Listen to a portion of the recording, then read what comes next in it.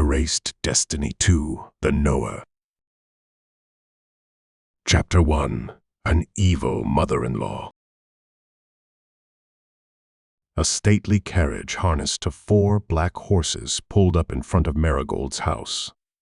Certain that the guests were looking for Cyril, Abella pointed with her hand to the neighboring property and returned to weeding the flower bed.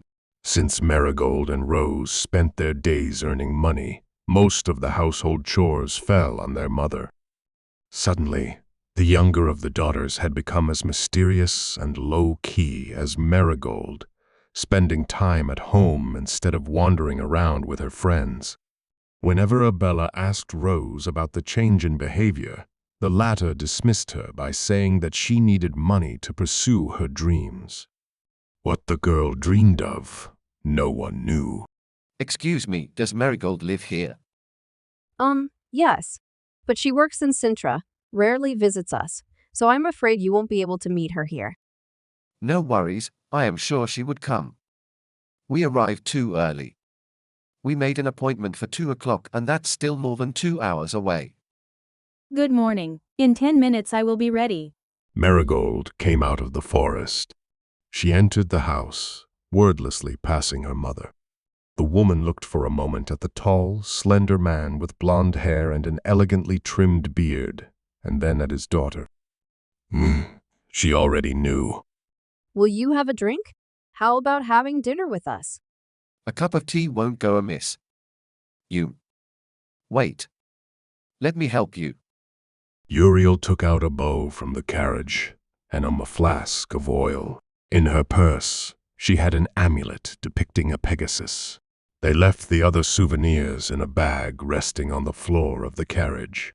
Sweets, trinkets, colorful scarves, all bric-a-brac meant to give the impression of gifts from long-lost family, thrown in by Zuzu to keep up appearances. Abella hid in the house. She busied herself with brewing tea so as not to think about the unusual visit, but still constantly glanced at the courtyard. She found it increasingly difficult to relate to her growing daughters. Rose sometimes still listened, sometimes told her mother something, asked permission. Merigold did not. What hurt Abella the most in the behavior of the older of her daughters was her reluctance to have any closer relationships with boys. Abella feared that if Merigold did not quickly overcome her objections, she would become a spinster, or she would marry a widower, or, horror of horrors, a confirmed bachelor. Merigold put on an elegant green dress sewn by Rose, basing on a sketch prepared by Etien, and a brown fur on top. Her, taken from the crypt shoes, matched nicely the rest of the outfit.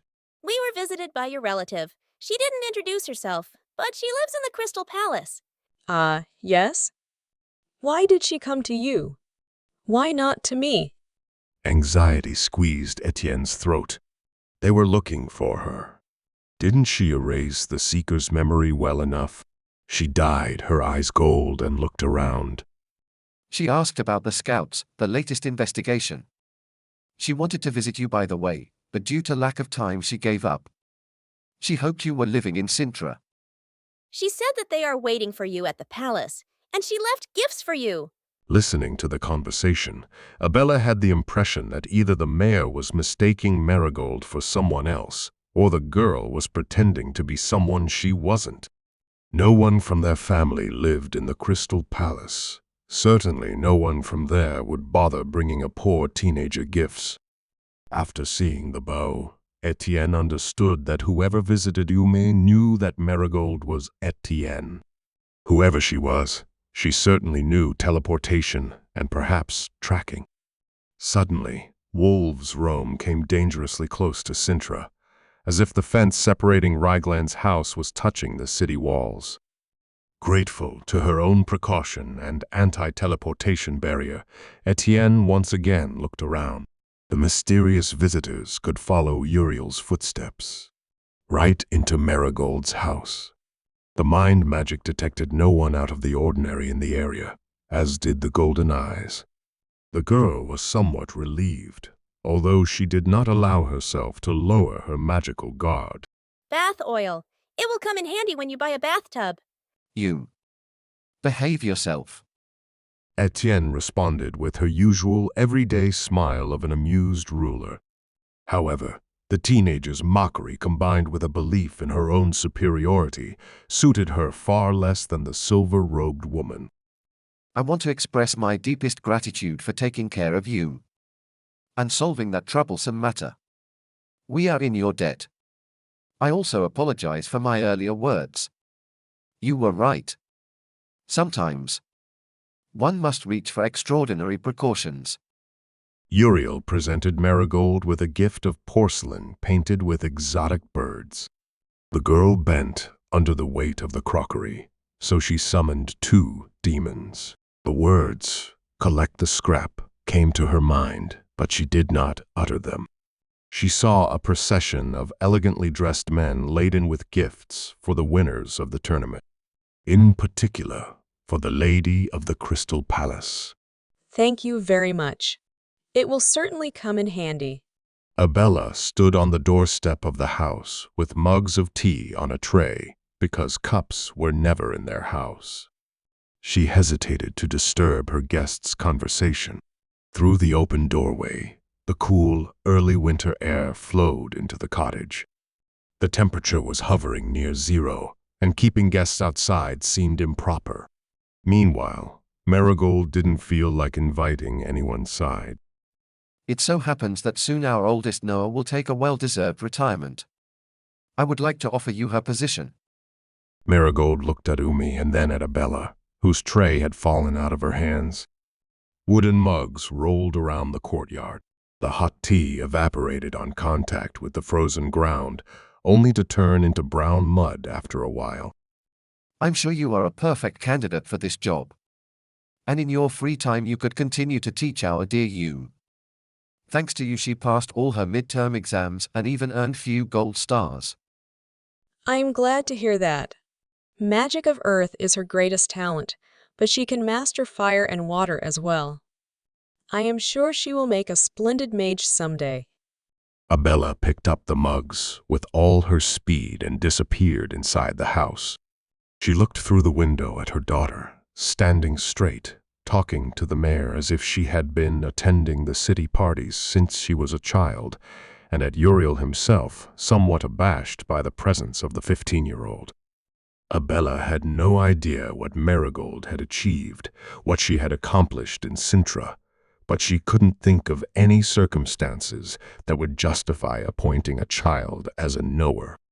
When conjured a fiery vortex to warm herself, and Merigold berated the positioning of her fingers and her too stiff elbow, Abella collapsed to the floor. She knew nothing about her daughter. For 2 years, they had grown so distant from each other that if the next day Merigold had brought her boyfriend with her and announced that they were in fact already married, Abella would have nodded, glad that the dowry was not needed. Ardos, I am so happy to have you back. Merigold's exclamation made Abella cover her ears with her hands. She didn't want to hear anything more. She didn't want to know anything more about Merigold. Etien put on the amulet, and immediately next to her appeared a black Pegasus. Silver-eyed, toothy, with a long, uncombed mane, hard hooves, and a somewhat worn-out coat. Etien patted its neck, sank her fingers into its lush mane, touched her forehead to its black forehead. I missed you. I missed you so much. Free. Free at last. Together we will fly to the end of the world. What do you think? Artos sniffed the girl standing in front of him for a long time. Finally, he roared happily, jumped up and smacked Merigold on the head with his tail. Etien jumped onto the back of her long-lost friend, and sat right behind her. For a moment, Etien thought it was Luna who accompanied her. The 12-year-old resembled the smallest of the death mages in stature and weight. The girl's exclamation brought Etien back to reality. Goldie will take me home. I've never flown on a Pegasus. It looks great. How fast can it fly? Like a dragon? A little slower. Hold on tight. We are taking off. The lack of reins, saddle, harness, or anything to aid contact with the horse did not prevent Etien from circling over Cyril's mansion. From above, the house looked even gloomier than from the perspective of the courtyard, perhaps because of the gray, crumbled roof tiles. The lack of smoke in the chimney reassured the girl that the merchant family had moved out for good. It feels great. Merigold wholeheartedly agreed with this opinion, but Etienne's anxious thoughts prevented her from enjoying the sky voyages. Etien surrounded Ume with an anti-teleportation barrier, which did not soothe her battered nerves. In the air, she felt almost defenseless, easy to shoot down, so she pointed Artos toward the river. The lower she got, the closer to the treetops, the calmer her heart beat. I envy you. It is rather uncommon to have a Pegasus. How did you obtain one for yourself? It is a long story. Pegasi live much longer than humans. I knew the previous owner of Artos. I could say that I inherited him after his previous owner's death. I thought so. It is almost impossible to buy a Pegasus, and they are so expensive. You didn't say you had family in the Crystal Palace. I got the impression that they resent your lack of contact. You could have written to them. Why? It's complicated. Careful now. We are landing. The shock skewed Merigold's position was not affected at all. Artos' hooves plunged into the mud-mixed snow, the result of the night's precipitation and the morning thaw. The sub-zero temperature was conducive to the formation of small ice rinks, especially in parts of the forest sheltered from the sun. The clearing, where the girls landed, was covered with tall grass, and the terrain seemed to periodically turn into a perch. Squeal caused Etien to reflexively surround the girl with poison ivy. Immediately after, the older girl laughed and created a tub of magical substance. I thought it was a fire frog. Its venom could blind us. Not if you know the antidote. Besides, it would have to splash venom right in your face. And it is a fire frog. This is the first time I see it so close up. Aren't you afraid of it? All frogs hibernate in winter, so there is nothing to be afraid of. See? It doesn't move at all. Probably our landing destroyed Mud's cave, the frog made for itself in autumn. Etien grabbed the motionless amphibian and looked at it. Look, it has suction cups on its paws. Not bad for her. Rather thin legs. This species seems to primarily swim. Are you also a life mage? Absolutely not. I'm curious about uncommon creatures, that's all. Etien left the frog under fallen leaves. Orange dots on its back looked like small insects, ready to fly away. Etien found it hard to believe that such a small and harmless-looking amphibian had hurt someone. And why didn't the fire frog overwinter in the pond, like other representatives of this group of animals, but slept in the mud cave? Cast a water pillar, please. And crawling conflagration. I feel like taking a bath. You need to try bitter orange oil. You'll see, it's the best of all. Crawling what? Water pillar. You won't persuade me to take a winter bath outdoors. It's bad for health, you know. Not true. Have you ever been to hot springs? It is in winter that they are most popular. You put on a cap, sip wine, and the rest of your body fizzes in the sulfur-scented water. A wonderful experience. Linked curse. A crawling conflagration. This spell was taught to me by a friend, the redhead I once mentioned. Too bad she's gone. Etien shed her clothes and plunged into the water, which was slowly getting the right temperature. With the help of Ivy, she reached for a flagon of oil. Meanwhile, Umo was looking around for something interesting. As long as it wasn't another fire frog. If you don't feel like taking a bath, practice spells. Otherwise, your father won't pay me for your lessons. I wonder how much the knower earns. A lot. It is one of the best paid jobs. But will you continue to teach me? Even when you have another job? Of course. I like teaching you. You are more interested in my lessons than other adepts were. Maybe that is why. Today I will show you hot mud. It is quite interesting spell because to cast it you need 3 elements, namely earth, fire, and water. As you know, it is very rare to find a spell with more than 2 domains. Is it similar to ordinary mud spell? The one that turns soil into mud? Etien denied.